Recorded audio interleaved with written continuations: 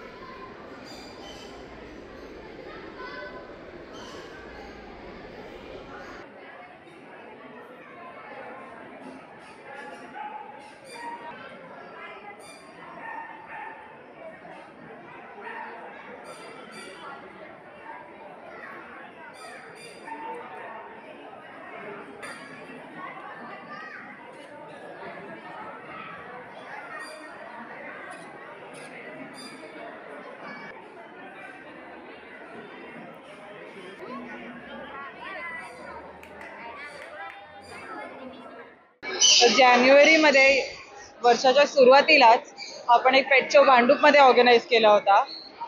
त्याचा रिस्पॉन्स बघून आता नेक्स्ट टप्प्यात आलो ते मुलुंडमध्ये आणि रिस्पॉन्स तसाच आहे. खूप सुंदर आहे, अप्रतिम आहे.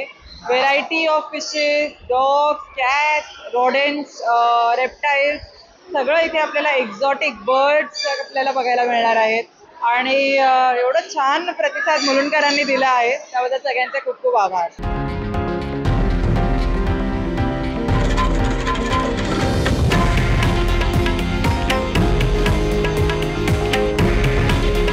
हे आहे देशातील नंबर 1 न्यूज नेटवर्क आणि आपण पाहत आहात TV9 मराठी. काळजी तुमची, हित महाराष्ट्राचं.